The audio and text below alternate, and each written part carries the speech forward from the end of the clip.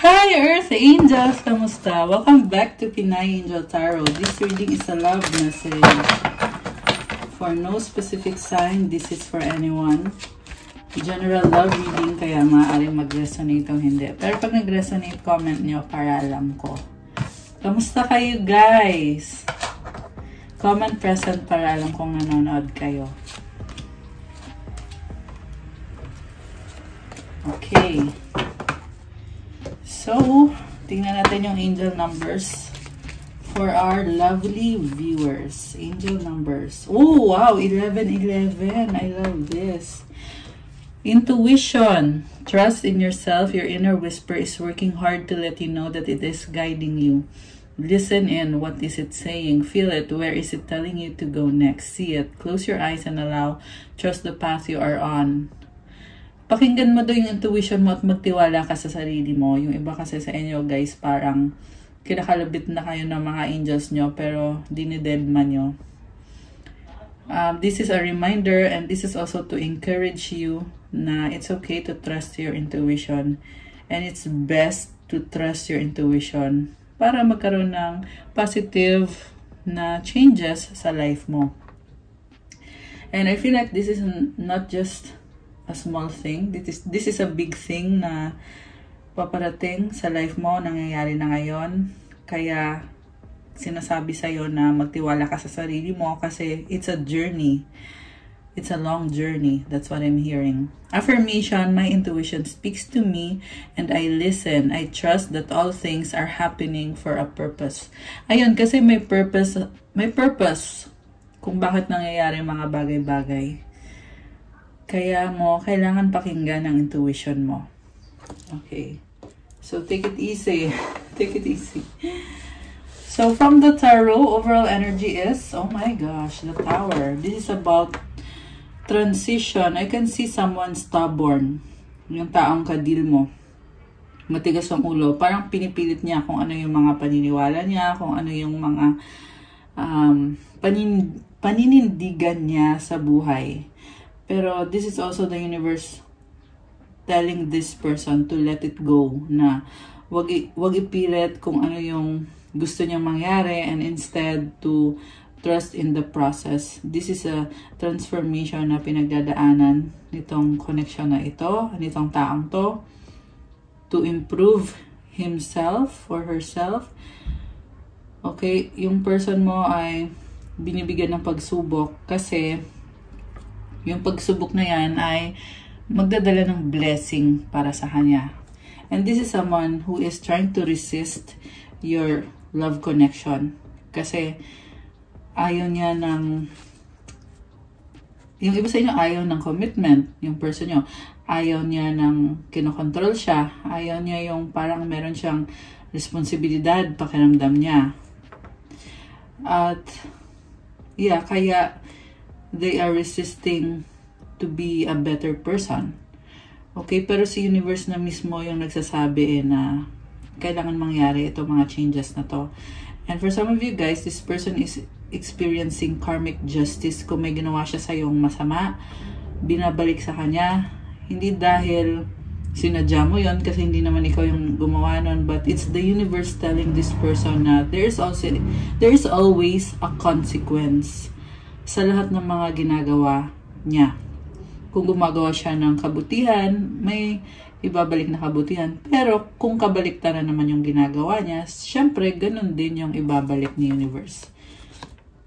3 of Air. Okay. There is pain. And I see some of you are dealing with, your person is dealing with a third party situation na ginawa kang option nitong taong to. Hindi siya malaya. 2 of Earth is about juggling, pinagsabay-sabay. And the call card is here. The Moon. Okay.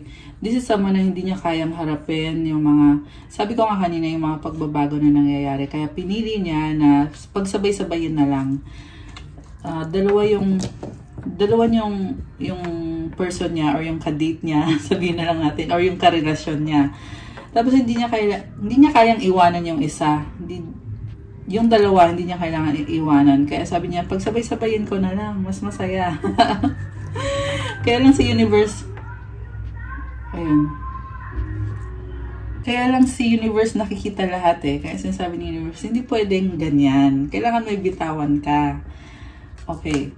So, ikaw yung nasaktan dito. 3 of air. Sakit. Masakit para sa'yo. Maayaw ka na. Alright. Grabe naman. Kapal naman ang ginawa sa'yo nitong taong to. Parang, marami sa inyo ay harap-harapan kayong niloko. Parang pinamukha talaga sa'yo na hindi ka mahal. Na backstab ka, in other words. Okay. And then we have here 2 of water, the Emperor, messenger of water, temptation, and transformation. So, this is a soulmate connection. Nare-recognize ng person mo yun eh na, ay, teka lang sandali, soulmate ko pala itong taong to, ba't ko pinagpipilitan yung other person? Eh, ito naman yung tunay na soulmate ko. And this is also someone who wants to say something kasi gusto niya ibalik yung communication, messenger of water. May gusto siyang sabihin sa'yo. And this is the divine masculine energy, emperor energy. Ibig sabihin, malakas ang confidence nitong taong to at nare-realize niya na mahal ka niya pero natukso. Andito yung temptation eh. Okay? Ayan o, forbidden fruit. This is also about toxic habit or behavior or toxic na sinasabi ni universe sa kanya, tama na yan. Andito yung transformation card. So,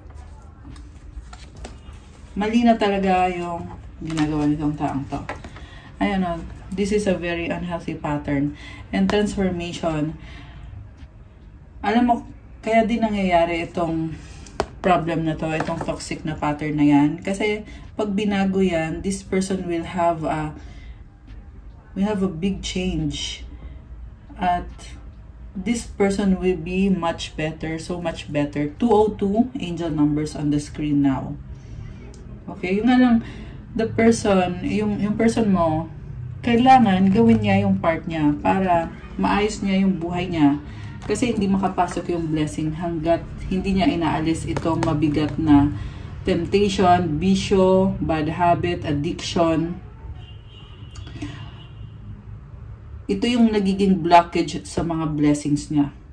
At unti-unti na niyang nare-realize na hindi na gumagana to, yung addiction niya, yung pagiging addict niya sa kung ano man yan. Kasi iba-iba din ng mga addiction bawat isa. Pwede yung addiction sa pambababae, addiction sa alak, sa sigarilyo, sa drugs yung iba, di ba? Depende kung ano man yung addiction na yan. Addiction sa pera, addiction sa yung pagiging selfish, pagiging controlling, yung pagiging manipulative, addiction sa sex, at sa, well, marami pang iba guys. So, take it how it resonates. Sinasabi ni universe na panahon na para alisin na yan. So, ang tanong is, this person wise enough to allow the change to happen and to become better? Diba? So, this is a very crucial na situation na nakikita ko dito. And then you have Queen of Air, 7 of Water, 4 of Water, King of Water, 7 of Fire. Okay. Oh, okay.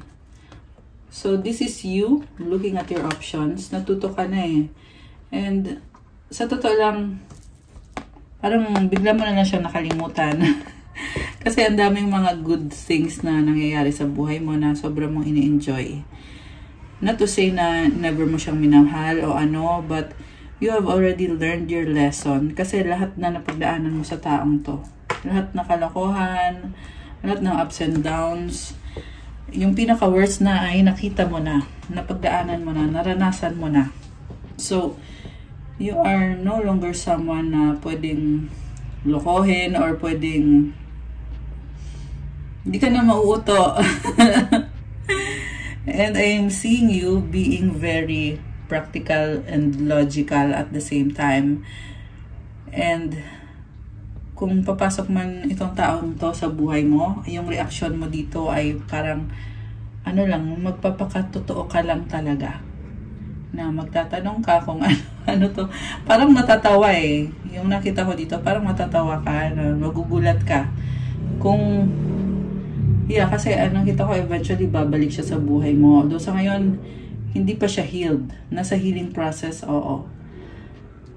So, like I said, it's a matter of being wise. Kailangan maging wise enough siya para alisin yung mga toxic behavior niya.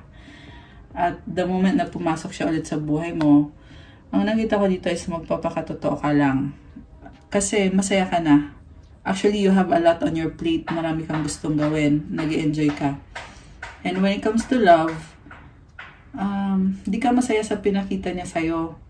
May nakita din ako dito na may other person, possible na suitor or admirer, although hindi ka pa agad magdidesisyon. King of Water, someone na may pagmamahal sa'yo. At this can also be the same person, siya pa rin, at magpupumilit pa rin na mag-offer sa'yo ng pagmamahal. 7 of Fire. This is a very unique person na totoo namang mahal ka niya, at this time parang siya na yung nagiging vulnerable and emotional dito, samantala ikaw ay very logical. Both of you, nakikita ko sa inyong dalawa dito na merong pag-uusap. Ayan, with the 4 of Water. Pero kung ano man yung magiging decision dito, is kayo na ang makakapagsabi nun kung mangyari nga itong pag-uusap na to. Kasi sa nakita ko, you have to really weigh things, kung ano yung side niya, ano yung side mo. Merong ganun merong ganung mangyayari. And both of you ay hindi masaya in a sense na hindi siya masaya na nag-move on ka. Ikaw, hindi ka masaya sa kung ano yung naging situation nyo ngayon dahil sa panluloko niya sa'yo. So, decision will have to be made. So, tingnan mo, very synchronized yung mga cards. So, merong 7 of Water, 7 of Fire naman dito sa person mo. Andito si Queen of Air, andito din si King of Water. Sa gitna, andito yung 4 of Water. It's like a compromise na kailangan magkaroon ng compromise sa inyo. And your person is coming from a place of love and compassion. Samantala, ikaw naman it seems like you're coming from a place of being practical, realistic, and at the same time spiritual. May nakita din ako sa'yo na meron kang angelic guidance. Ayan, kasi meron mga feather dito So, it's actually nice kasi I can see coming together and having a conversation. And as to the outcome naman, kayo talaga yung makakapagsabi nun. Okay, kasi yun lang yung mga nakita ko dito so far sa reading natin. And, okay, tingnan natin. Ano bang mga love energies dito sa inyo? Also, nakita kita, nakafocus ka din kasi meron kang ginagawa sa life mo na masaya ka. Pwede yun, career, business, kung ano man yan na pinagkakabisihan mo, nag-enjoy ka. It's your happiness, it's your dream, it's your desire. Pwede kasi yung creative project, business, kung ano man yan. Ang sinasabi sa akin dito is, ipagpatuloy mo kasi sa dulo magiging successful ka. Okay? Also, I see someone na itong person na to na talagang gusto niya na ma-win back ka at gusto niya talaga na ibalik yung love sa inyong dalawa. Or at least, to get you to love him back. Kasi parang nakita niya sa'yo, nag-iba ka na So, parang sasabi niya, uy, ano na? Parang sasabi niya, mahalin mo naman ako, girl. Okay. Pero, syempre, ikaw yung magdidesisyon nun. Depende. Merong iba sa inyo, guys, na toxic na, sobrang toxic na at kailangan ng putulin yung ugnayan ninyo. Meron naman iba dito na nakita ko na kaya talagang i-compromise. Okay? Or this could also mean na it will take time or maybe a long time. Kasi nga, kailangan balansehin So, hanggat hindi balanse, well, sad to say, you cannot get together hanggat hindi nababalanse yung sa connection ninyo. Kasi may kailangan alisin tong taong to at sa nakita ko hindi papayag si universe na hindi maalis. Okay? Pwede itong tao, bagay, lugar, hayop. O kung sino man to or kung ano man to na kailangan niyang alisin sa buhay niya. Ayan. Sabi dito, hindi yan makakabalik sa buhay mo hanggat hindi niya naaalis ito. Ayan. So, parang timik kasi yan eh. Ayan o, 3 of air in the tower. Iyan yung problem. Kailangan niyang alisin yan. At hanggat hindi niya inaalis yan, hindi papayag sa universe na makapasok siya sa buhay mo. Or mabigyan siya ng another chance at another beginning sa relationship niyo or sa love connection niyo. You are very unique. Tingnan mo yung unicorn, no? Maraming sumusuport sa'yo. Wow, oh. May fairies na maapoy, di ba? Very fiery and passionate. Kaya, grabe. You're very magical. So, kung ano man tong mga bagay na inaayos mo sa sarili mo, ito, nagpapapagad yung right path, di ba? You are on the right path. Magsasucceed ka. So, love is a beautiful journey and you're on the right path. Oh, wow. I love this. Ayan, oh, right path. Oh my gosh. And I just saw 1, 2, 3 angel numbers 11, 23. Oh my gosh. I love it. May pa angel numbers. 11:33. Okay. Ano pa? Voids. Avoid rushing to fill voids with love. Seek inner fulfillment first. So, this is someone na pag naboboard siya, teka, makahanap nga ng babae dito. Parang ganun eh. Ganun talaga. Ganun yung gawain itong taong to. Pag medyo nakakaramdam niya na parang ang boring naman ng life ko ngayon, mga pag ano nga dito, ganun siya. So, yeah, isa yan sa mga qualities na dahil lang kung bakit ka nagkaganito. And it's not to say na ginajudge mo yung taong yan, but you are also being true to yourself kasi hindi mo alam na ganun yung taong yan eh. So ngayon, alam mo na, you have the knowledge and you have the awareness na ano ba naman tong pinasok ko? Ba't ganito naman? Ayan.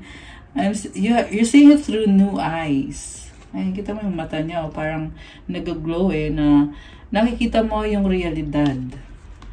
Heartbreak. O, diba?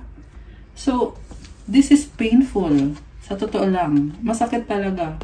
3 of air, heartbreak to. Ito, heartbreak din to. Heartbreak is a part of the human experience. It will pass. Grabe. Really painful. Kaya, grabe. Ayun lang, wala akong masabi na. Proposal. Oh my gosh. So, knowing na you are hurt, knowing that this person broke your heart, ngayon gusto nyo pumasok sa buhay mo at mag-offer ng isang proposal. So, an offer or proposal in the near future that comes as a surprise. Okay, I feel like hindi yan ngayon mangyayari. Pwede yan next month. Yeah, pero this year, itong nakikita kong energy na to, guys. Ngayon siya yung heartbroken ngayon at ramdam niya yung pagkawala mo. Parang merong void, alam mo yung merong part of this person na nawala. And he feels empty inside. Kasi na-realize niya na sa'yo niya naramdaman na nasa tamang landas siya at masakit sa kanya yung nangyayari na natauhan ka. Okay? So, ngayong natatauhan ka, siya yung nasasaktan na parang ouch naman, natauhan na pala. Okay, ganun. So, meron angel numbers 1, 2, 3, 4. This could mean like itong person mo ay lurking. Ang nakita ko dito is parang nag-aabang siya ng moment niya eh. Parang sabi niya, oh sige, habang ikaw ay nag-heal sa sakit na ginawa ko sa'yo, maghihintay ako kung kailan maalis yung heartbreak mo at kung kailan mo ako kakausapin or siguro dinededma mo, siguro binlock mo siya. Okay. So, tingnan natin. Anong mga energies ng ating viewers ngayon? Okay, ano yung mga energies na paparating or yung mga currently pinagdadaanan mo? Tingnan natin. Oh, meant to be. This could mean na kung nasaan ka ngayon ay talagang plan yan ni God para sa'yo. Or this could be also connected sa life purpose mo. Oh, wow. Spiritual awakening. Wow, guys. So, kumbaga, oo, masakit yung mga nangyari dito. Pero, you have been spiritually awakened. Kaya, parang sasabi dito, walang nasayang. Meant to be yung mga nangyari. It made you a stronger person, better person. Wow! Oh my gosh, wow! So, tingnan mo, these are gold coins. Congratulations! Success! Ayan, wealth and success. Nasa energy mo ngayon. Comment, claim wealth. Comment, claim success. I love this for you guys. Okay. So, lagay natin yan dito. Ano pa? Ito. Wow! Oh my gosh. Powerful transformation. I love this. Ayan, oh, you also got the transformation card earlier. So, sabi sa'yo sa start pa lang ng reading, I sensed this powerful transformation. Just embrace it. Okay? You will be so much better. You will be so much better. Because of this powerful transformation. Hindi madali, pero this is very powerful. It brings a lot of blessings and positive changes. Okay. So, yeah, sabi nga nila, Year of the Snake is the year of powerful transformation. Diba? Okay, so everyone is having that energy. 1, 2, 3 angel numbers is telling me to take it one step at a time. Makakarating ka sa pupuntahan mo. Itong powerful transformation na to, hindi yan overnight na bukas okay na. Hindi ganun yun. It's a process and it takes time. Akashic records. Okay, so you may be learning about your past life. Medyo siguro nauunawaan mo kung bakit ganyan ka or yung mga tao sa paligid mo.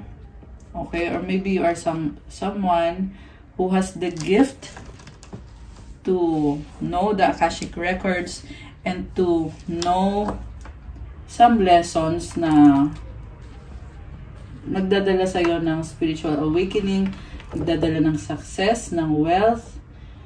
Kung ano man itong mga natuklasan mo, it's meant to be. Okay, lumabas ulit yung right path, oh. Ayan.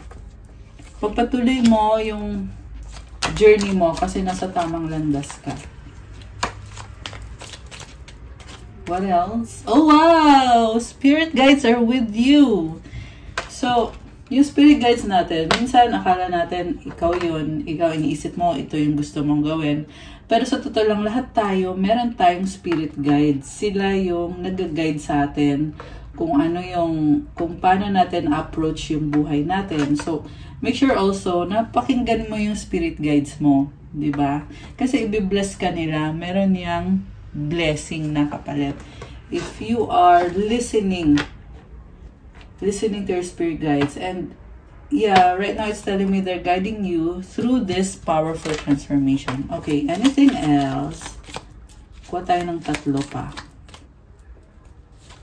Oh, wow! 333. This is the number of abundance and creativity.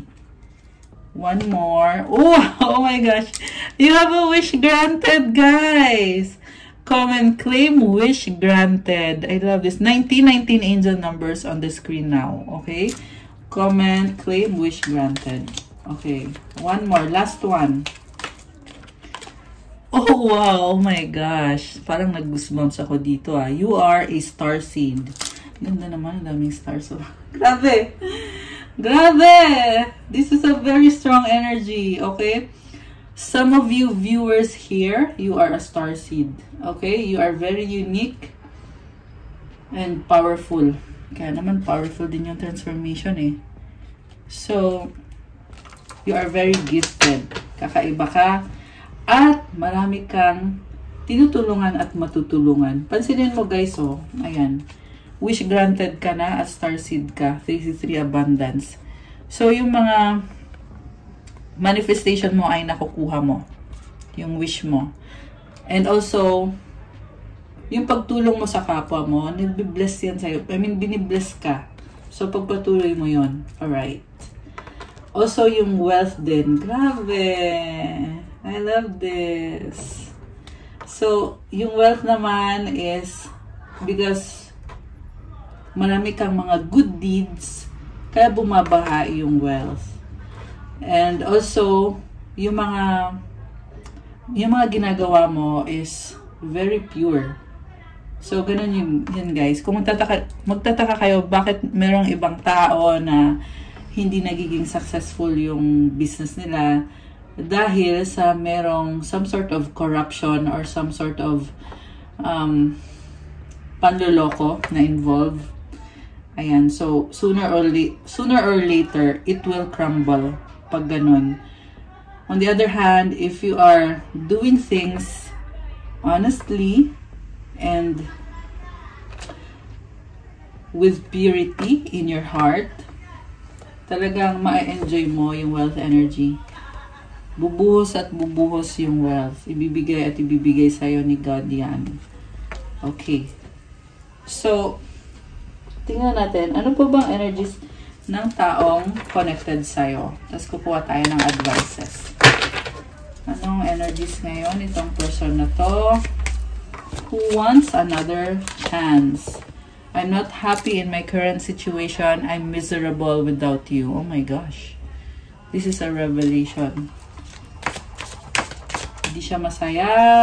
Yan yung dahilan kung bakit siya babalik. Miserable siya nang wala ka. It was easier to lie than to tell you the truth. I wish I could take it all back. Sabi nga, nasa huli yung pagsisisi.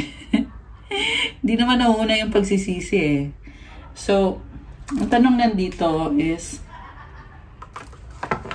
meron bang pagbabago? Kasi, alam mo yung kung paulit-ulit lang din naman magsisinungaling yung tao. Yan kasi yung energy na nakikita ko dito eh. Na mas padali sa kanya magsinungaling, na saktan ka, kesa magpakatotoo. So, pwede niya kasing ulit-ulitin yun eh.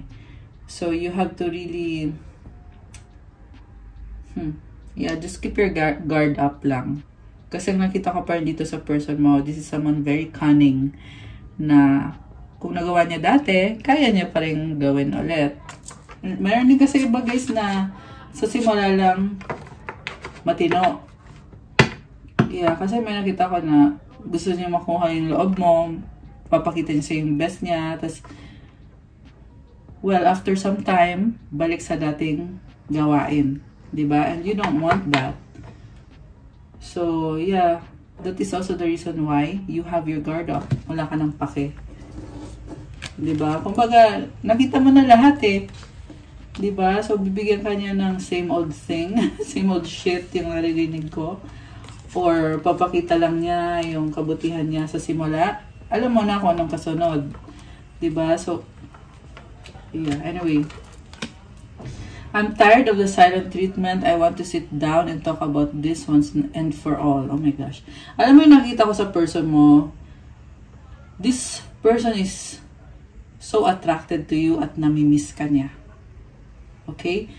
So, ito yung mga changes na nangyari sa inyo na silent treatment or maybe binlock mo na siya, hindi na kayo nag-uusap. Hindi niya kinakaya. Sabi nga niya yun, miserable without you. Okay? Kaya gusto niya makipag-usap sa'yo. Ano mga iba pang mga mensahe ang gusto niya sabihin sa'yo nitong taong to? Okay. Isin muna natin to. Ano pa mga ibang mensahe? Okay, dyan lang yan. Okay, tignan natin. I am becoming a better person. I lost myself for a little while. Kasi nga natatauhan naman siya eh. 'Di ba? So, better person, pero hindi ibig sabihin na hindi niya uulitin. Nafe-feel ko pa rin kasi dito eh, na meron pa rin dyan na paulit-ulit. At least itong nasagap natin. Remember, general reading, hindi sa lahat mag-resonate. Sa ngayon kasi nasagap natin, nafe-feel ko pa rin eh, na kahit pilit niya itago, andun pa rin yung feeling na ulit-ulitin pa rin niya. Escaping, avoiding, blocking, pushing away. So, ikaw pa yung tinutulak niya, papalayo. Dahil hindi niya ma-confront yung mga I'm hearing inner demons. So, possible nga talaga merong nasagap na pangit na energy tong taong to na kailangan niya i-overcome yun. Okay. And then we have bitterness, resentment, anger, hurtful words, breaking point. Limit, final straw, overwhelmed. Oh my gosh. Parang siya pa yung galit, ano. Grabe yung, This can be someone na sobrang mataas yung pride. Pangit na energy. Okay? Very controlling. Okay. So, advice para sa ating mga lovely viewers. Galing sa angels. Or mga mensahe pala galing sa angels. Mensahe galing sa angels. Okay, isa, dalawa, tatlo. Dami naman, 4. Para sa person mo. Tingnan natin na. Mensahe for your person. Okay. Count your blessings. Thank you, universe and angels, for the blessings in my life. I love this. So, gawin mo to kasi the more din na bibiyayaan ka. If you know how to appreciate blessings from the smallest to the biggest blessings. Balance. Oh my gosh. You are a strong person. You are achieving balance within yourself and in your life. Thank you, angels, for bringing my life into balance. Comment, claim balance to claim this positive energy. Don't hate, meditate. Wow! So, yeah, may mga haters, pero pinipili mong mag-meditate at pagandahin lalo yung aura mo, yung energy mo. I can sense angelic presence all around you. May mga lights, oh, may mga stars. Grabe, I love this. Thank you, angels, for guiding me to love through meditation. Wow. And the last one, loved one in heaven. Thank you, loved ones in heaven, for drawing close at this time. May nagbe-bless sa'yo na mga, ano mo yan, mga loved one mo yan na nasa heaven na. Tingnan mo yung lights, oh, ang ganda. Okay, and for the person, open your heart, Archangel Chamuel. Thank you, Chamuel, for removing the barriers around my heart. So, unti-unti na nabubukas yung heart nitong taong to. At nagkakaroon na din siya ng kaliwanagan sa mga nangyari at kung may mga mistakes at kung ano yung dapat baguhin.